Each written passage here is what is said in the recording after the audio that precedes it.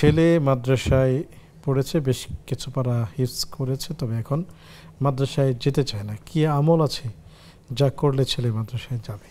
আমল বলতে কি, বাচ্চাটাকে যখন বাসায় আসে মাদ্রাসার পরিবেশটা রাখে, অর্থাৎ এখানে টিভি, এখানে মুভি, এখানে ইসলাম পরিপন্থী কোনো পরিবেশটা না রাখা, কারণ শয়তান তার মনটাকে প্রভাবিত করে ফেলবে। আর মাদ্রাসাটা হওয়া দরকার, যেটা আজকের মিডিয়াতে আসে, কষ্টদায়ক দুঃখজনক কিছু দৃশ্য চলে আসে, নিউজ চলে আসে। এখন মাদ্রাসা ওস্তাদরা যেন আদর স্নেহ দিয়ে বাচ্চাটাকে পড়াশোনা করায়, পরিবেশটা যেন আনন্দদায়ক, একবারে হিংস্র, একবারে কঠোর, তারপরে মায়া দয়াহীন এই আচরণ যেন না করে থাকে, তাহলে বাচ্চা সেখানে কিন্তু আনন্দ পাবে না, যেতে চাইবে না। এই জন্য শাসন তো শুধু কি থাকবে, সোহাগ কি থাকবে না, সোহাগও থাকতে হবে। আদর, স্নেহ, হাদিয়া, গিফট, এগুলোর মধ্য দিয়ে পরিবেশটা আনন্দদায়ক করে ওইভাবে মাদ্রাসা যদি করা যায়, বাচ্চা ইনশাল্লাহ থাকবে। এখানে খেলাধুলা থাকতে পারে, এখানে সুস্থ বিনোদন থাকতে পারে, বাচ্চারা কিন্তু এগুলো আনন্দ পাবে, আকর্ষণ থাকবে। আমার এক বাচ্চার কথা বলে, এক ওস্তাদেরকে এমন স্নেহ দিয়েছে, আদর করেছে, বাচ্চা ওই ওস্তাদকে যেতে হয়েছে, এসে কান্না শুরু করে দিয়েছে। সুতরাং এটা হওয়া দরকার।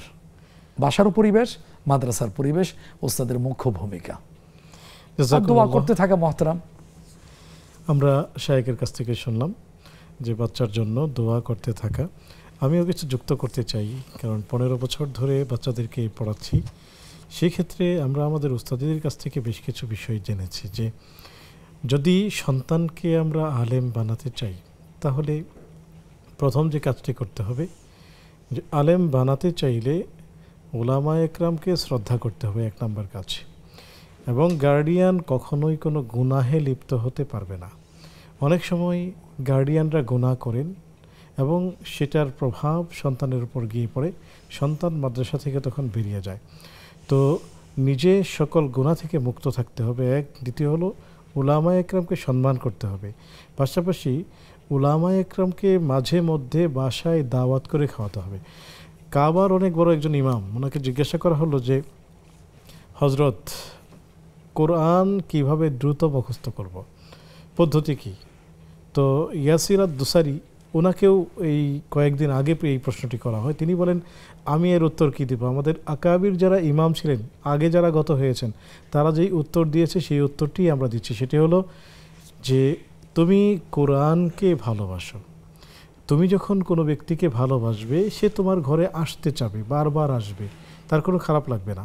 তো এই জন্য এলমে দিন যদি আমার ঘরে আমি নিতে চাই, প্রথম কথা হলো এলমে দিনকে ভালোবাসতে হবে, উলামা একরামকে শ্রদ্ধা দিতে হবে, উলামা একরামকে মাঝে মধ্যে ঘরে দাওয়াত করতে হবে এবং মেহমানদারি করতে হবে, মেহমান নেওয়াজি করতে হবে।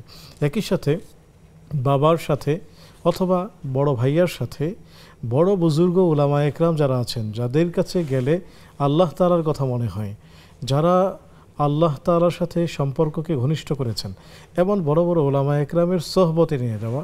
কারণ নেককারদের নজর অনেক সময় বড় ভূমিকা রাখে। এজন্য আমরা আমাদের সন্তানদের কল্যাণে আমরা এই কাজগুলো করার চেষ্টা করব ইনশাআল্লাহ তাআলা।